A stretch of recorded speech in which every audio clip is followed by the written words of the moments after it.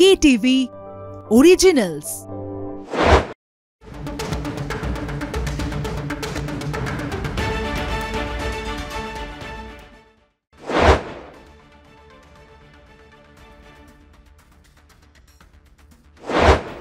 শুরু করছি আজকের stadium bulletin powered by SNU co presented by Jack olive oil. আমার সঙ্গে রয়েছেন কলকাতা টিভির assistant sports editor Joyjyoti Ghosh. Joyjyoti, স্বাগত জানাবো তোমাকে। এবং আমরা তো ভারত ইংল্যান্ড যে সিরিজ চলছে এই মুহূর্তে তা নিয়ে আলোচনা করছি। ওভালের যে শেষ টেস্ট গতকাল আমরা আলোচনা করেছি, আজকে তৃতীয় দিন এবং তৃতীয় দিনে এই মুহূর্তে কিন্তু খেলা জমে উঠেছে। আমরা দেখলাম যে ভারত দ্বিতীয় ইনিংস শেষ করেছে 396 এবং সেক্ষেত্রে এই মুহূর্তে ইংল্যান্ডের যে লক্ষ্য রয়েছে 374 রানের। ওভালে খেলা কোন জায়গায় যায় এবং এর পরবর্তীতে ফলাফল কোন জায়গায় যায় তা তো সময় বলবে।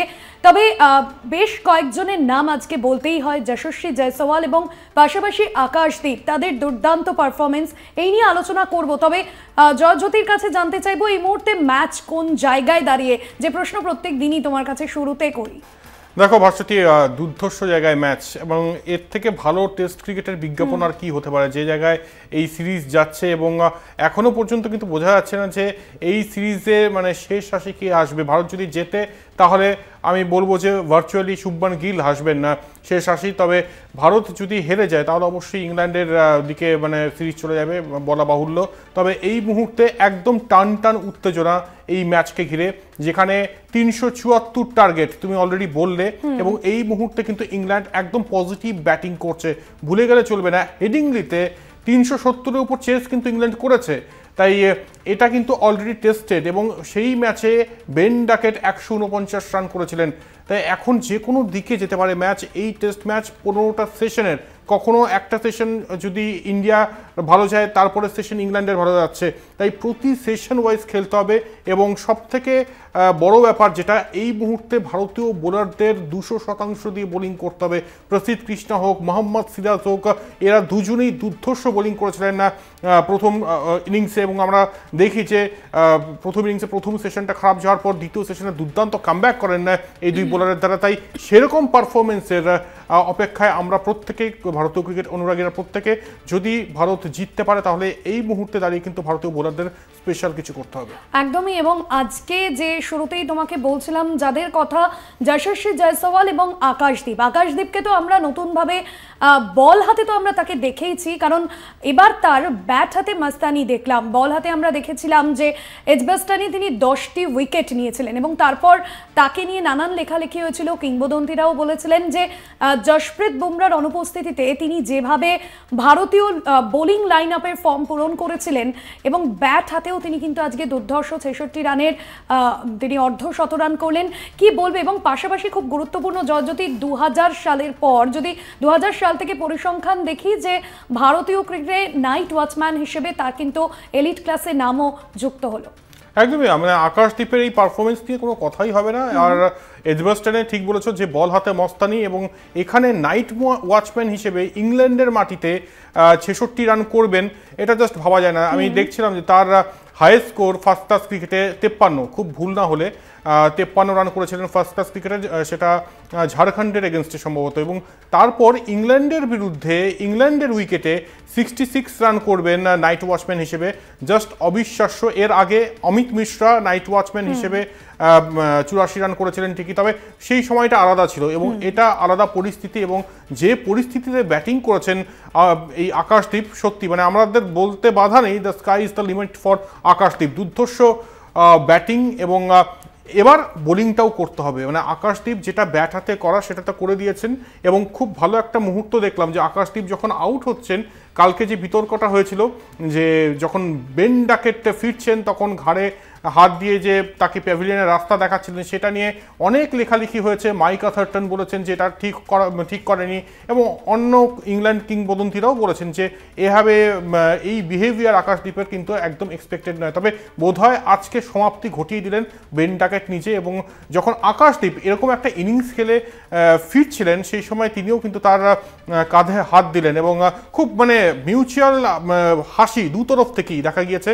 তাই এই অনেক ছবি বলে দেয়, অনেক মুহূর্ত বলে দেয় যে এই ডিসকাশনটা বোধহয় এখানে স্টপ করা উচিত ইংলিশ মিডিয়ার এবং ইংলিশ ক্রিকেটারদের, কারণ এখানে দুজনের মধ্যে বোঝাপড়াটা একদম খুব সুন্দরভাবে আজকে আরও একবার ফুটে উঠেছে এবং যেটা শুরু হয়েছিল সেটা শেষও হয়ে গেল এবং আকাশদীপ একটা দুর্দান্ত ইনিংস খেলেন। ওভালে এই ইনিংসটা অবশ্যই অমর হয়ে থাকবে নাইট ওয়াচম্যান হিসেবে। একদমই, এবং আকাশদীপের কথা যেমন তুমি বললে এবং গতকাল বেন ড্যাকেটের সঙ্গে তার যে ছবি তা নিয়ে নানান বিদ্রুপ চলছিল, তবে আজকে সেই বিষয়টা কিন্তু অনেকটাই হালকা হলো, কারণ এর আগে মনে করা হচ্ছিল তার ম্যাচ ফি কাটা হতে পারে এবং পরবর্তীতে কি পদক্ষেপ নেওয়া হতে পারে তার বিরুদ্ধে। তবে আকাশদীপের আজকের যে পারফরমেন্স এবং ওভালের ব্যালকনি থেকে শুভমান গিল এবং রবীন্দ্র জাদেজা তারা রীতিমতো হাততালি দিচ্ছিলেন এবং তা নিয়ে তো অবশ্যই আরও আলোচনা করব। তবে সময় হয়ে গিয়েছে এখন আরও একটা বিরতির। ফিরছি বিরতির পর, সঙ্গে থাকুন।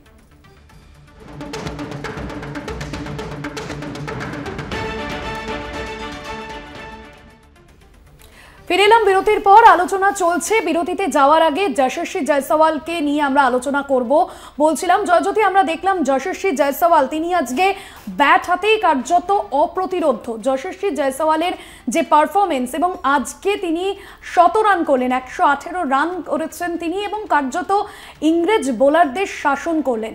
কি বলবে আজকের পারফরমেন্স নিয়ে? কি রেকর্ড স্পর্শ করলেন তিনি? দেখো, দুর্ধর্ষ ব্যাটার যশস্বী জয়সওয়াল এবং এর আগে এই জন্যই আমরা বারবার বলছিলাম যে মাথাটা ঠান্ডা রেখে যদি ব্যাটিং করতে পারেন তাহলে কিন্তু মানে লম্বা রেসের ঘোড়া এই যশস্বী জয়সওয়াল। এবং ইংল্যান্ডের সঙ্গে একটা লাভ অ্যাফেয়ার রয়েছে এই যশস্বী জয়সওয়ালের। যখন ভারতের মাটিতে ইংল্যান্ড এসেছিল এবং সেই সময় আমরা দেখি 700-র উপরে তার সেই সিরিজে রান করেছেন, 712 খুব ভুল না হলে। এবং এই সিরিজেও দেখো তুমি 2টি 100 রান করলেন এবং এটা মানে কোন সিচুয়েশনে এই 100 রানটা এসছে আজকে দারুণভাবে কিন্তু আকাশদীপকে গাইডও করছিলেন যখন আকাশদীপ ব্যাটিং করছিলেন এবং তার সঙ্গে 107 রানের যে পার্টনারশিপটা করলেন যশস্বী জয়সওয়াল এবং আকাশদীপের মধ্যে, এবং একই সঙ্গে একটা রেকর্ডও স্পর্শ করলেন এই ইংল্যান্ডের বিরুদ্ধে ওপেনার, টেস্ট ওপেনার হিসেবে 4র্থ 100 রানটি করে ফেললেন এবং একই সঙ্গে সুনীল গাভাস্কার, রোহিত শর্মাকে স্পর্শ করলেন যশস্বী জয়সওয়াল। উল্লেখ্য আজকে সুনীল গাভাস্কারও ওভালে ছিলেন, একই সঙ্গে রোহিত শর্মাও কিন্তু ওভালে আজকের এই টেস্ট ম্যাচ দেখতে এসেছিলেন। তাই এই দুজনের সামনে এই রেকর্ড স্পর্শ করলেন এবং যেভাবে খেলেছেন দুর্ধর্ষ। হ্যাঁ, অবশ্যই এটা বলতে হবে যে বেশ কিছু চান্সও তিনি দিয়েছেন। আমরা দেখেছি যে ইংল্যান্ড ফিল্ডাররা অনেকগুলো ক্যাচ মিস করেছে, স্লিপ কর্ডনে ক্যাচ মিস করেছে এবং ডিপে ক্যাচ মিস করতে দেখেছি। তবে সেঞ্চুরি টেস্ট 100 রান ওটা কিনতে পাওয়া যায় না এবং যশস্বী জয়সওয়াল রেয়ার ট্যালেন্ট, দুর্ধর্ষ ব্যাটিং করেছেন এবং সব কিছু ঠিক মানে সব কিছুর একটা শেষ থাকে, শেষটা তখনই ভালো হবে যদি ভারত এই টেস্ট ম্যাচটা জিততে পারে।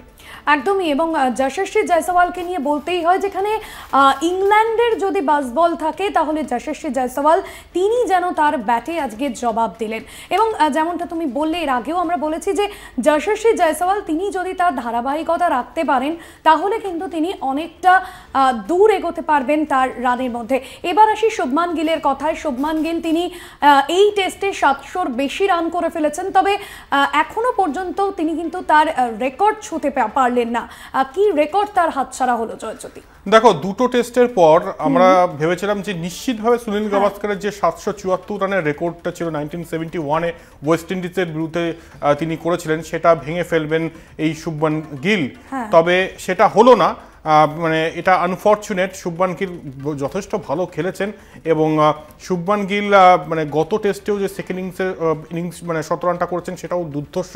তবে আজকের এই টেস্ট ম্যাচের যদি বলি তাহলে 2টো ইনিংসেই কিন্তু তিনি ব্যর্থ হলেন এবং যে আশাটা ছিল যে সুনীল গাভাস্কারের সামনেই হয়তো আরও একটা এসজির মানে রেকর্ড দেখবে আরেক এসজি বসে কমেন্ট্রি বক্সে, তবে সেটা হলো না। 754-তে থামতে হলো এক্ষেত্রে শুভমান গিলকে, যেখানে সুনীল গাভাস্কারের রেকর্ড ছিল 774। 20 রান আগে কিন্তু থামতে হয়েছে শুভমান গিলকে এবং তিনি এলবিডব্লিউ হয়ে আজকে ফিরে গিয়েছেন। একদমই জয়জ্যোতি, এই ম্যাচের আরও গুরুত্বপূর্ণ বিষয় নিয়ে আলোচনা করব, তবে সময় হয়ে গিয়েছে আরও একটা বিরতির। ফিরছি বিরতির পর।